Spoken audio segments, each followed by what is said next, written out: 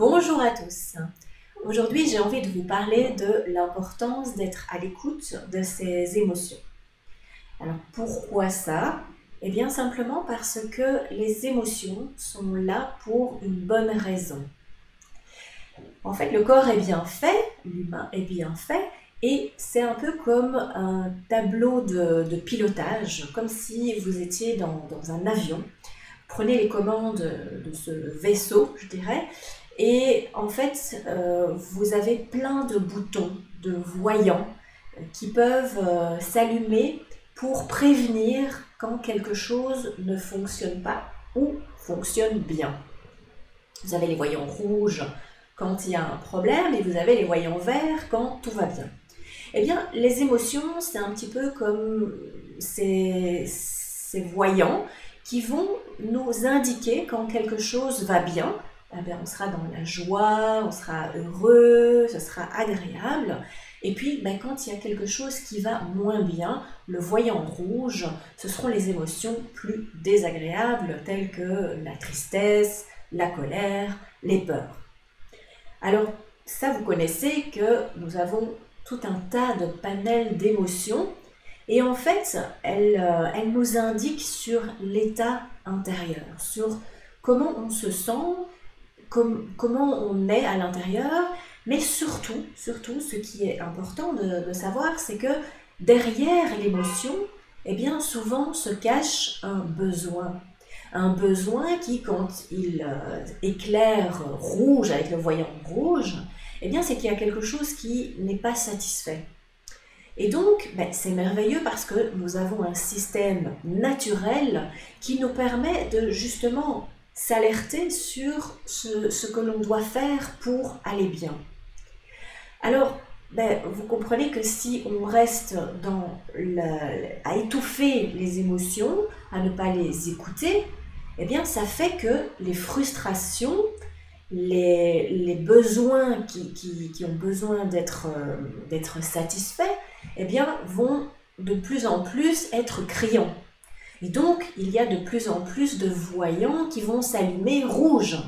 Et de plus en plus fort jusqu'à temps que vous vous rendiez compte qu'il y a vraiment un problème. C'est comme dans l'avion, au moment où vous êtes en plein crash, là, tous les voyants s'allument en vous disant que c'est la catastrophe et que vous allez droit vers le sol. Eh bien, le corps, c'est la même chose. Au début, ce sera un petit voyant, un autre petit voyant, et au moins vous les écoutez, au plus ça va s'amplifier et il va y en avoir de plus en plus. Donc, l'important, c'est d'aller justement être à l'écoute de ce qui se passe, d'être à l'écoute de ces voyants qui s'allument pour pouvoir aller chercher le besoin qu'il y a derrière et aussi aller chercher vos ressources intérieures qui vont vous permettre de vous occuper de ces besoins. Et là, ça s'appelle le passage à l'action pour pouvoir vous occuper de vos besoins. C'est comme vous avez soif, c'est un besoin fondamental. Eh bien, qu'est-ce que vous allez faire? Vous allez écouter cette soif, tiens, j'ai soif. Et puis, vous allez aussi voir que vous avez la ressource d'avoir une carafe d'eau à côté de vous. Et donc l'action, ça va être quoi? C'est d'aller chercher cette eau pour vous désaltérer, pour combler cette soif. Vous voyez, ça c'est assez simple. Donc, je prends un exemple très, très basique, mais après ça va plus loin. Alors, ce qui se passe aussi, c'est que quand on n'est pas à l'écoute de ses émotions, donc j'ai soif, je ne lui réponds pas, il y a autre chose, je suis triste, je suis fatiguée, j'ai besoin de dormir, etc. Tout ça n'est pas comblé, eh bien ça va s'accumuler.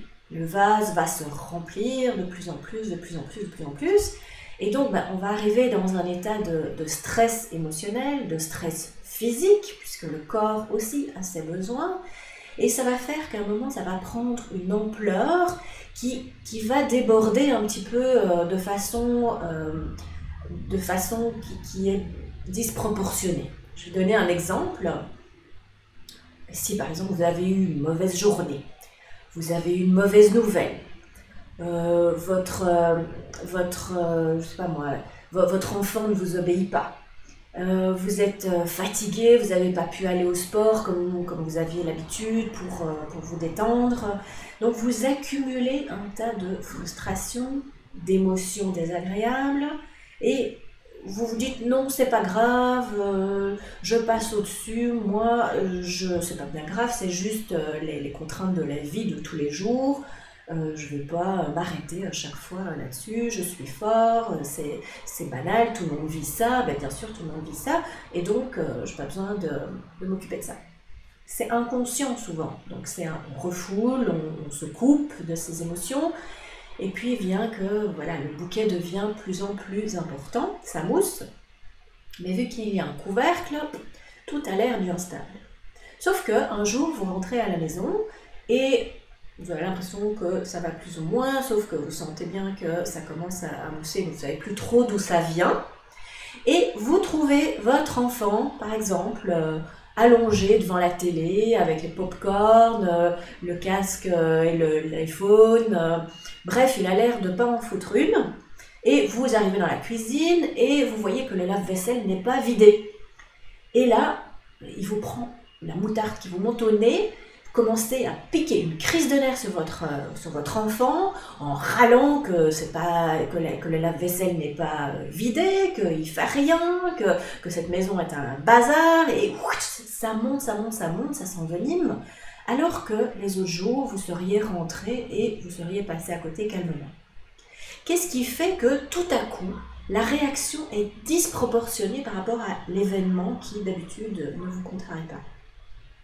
Eh bien, ce sont toutes ces émotions qui ont été mises sous couvercle, qui ont été pas écoutées et que vous avez emmagasinées. Et donc ça fait que, pouf, ça sort en une fois, mais c'est pas sur la bonne personne, c'est pas approprié, c'est disproportionné, et ça fait que c'est une frustration, parce qu'après il faut se justifier, il faut peut-être s'excuser, de se dire, bah tiens, c'est exagéré. Et donc ça crée des tensions dans les relations qui ne sont pas forcément nécessaires. Et donc c'est là où l'importance est de revenir à soi, à chaque moment où il y a une frustration, où il y a quelque chose où vous sentez que ça frictionne, quelque chose où vous sentez que ça vous heurte, mais au lieu de mettre le couvercle tout de suite dessus pour ne pas sentir, c'est de se dire, ok, là je prends un temps, quelques minutes, quelques secondes, ça ne prend pas longtemps, c'est juste une question d'entraînement, mais c'est de pouvoir dire stop, là il s'est passé quelque chose. Et au lieu de dire « je continue ma vie et je ne veux pas savoir », c'est quoi le petit voyant rouge qui s'est allumé?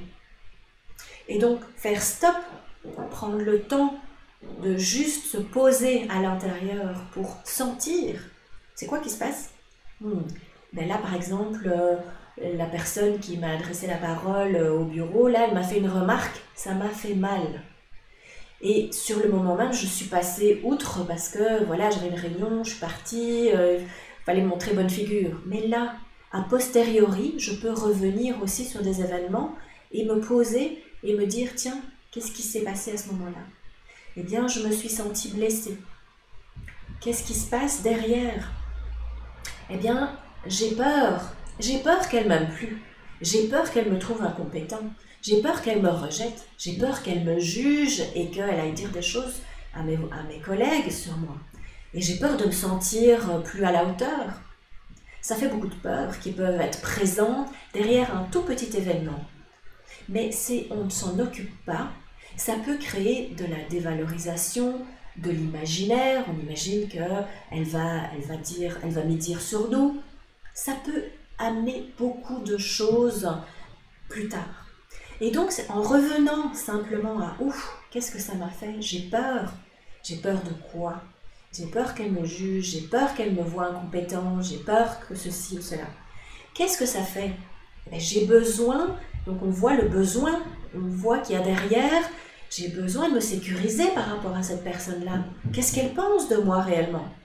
Donc ça permet, ok, je vois que j'ai besoin de me sécuriser, qu'est-ce que je peux faire pour passer à l'action pour me sécuriser?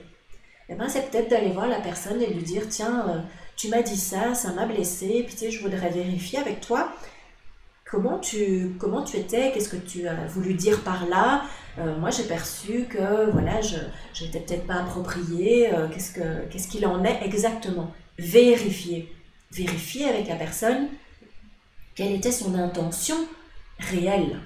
Et là, vous aurez l'heure juste.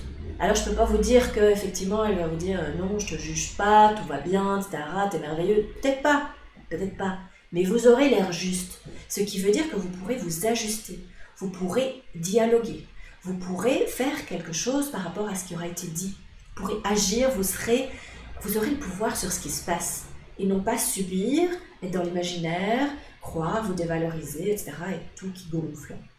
Vous voyez, donc à partir d'une toute petite chose, un tout petit voyant, tout ce qui peut en découler derrière, et tout le pouvoir que vous avez de vous récupérer. Alors c'est vrai que ce n'est pas toujours facile de le faire dans le moment présent, mais vous pouvez vous récupérer.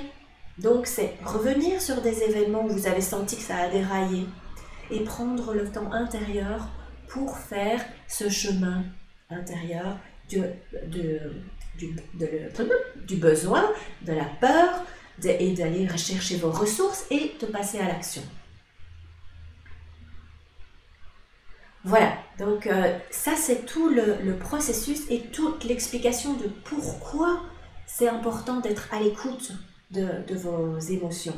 Pourquoi c'est important de regarder tous les petits voyants qui s'allument et de s'en occuper au fur et à mesure avant que tout ne crie et que tout ne hurle dans votre corps ou vos émotions. Tout ça pour garder aussi de bonnes relations avec vous-même et avec les autres.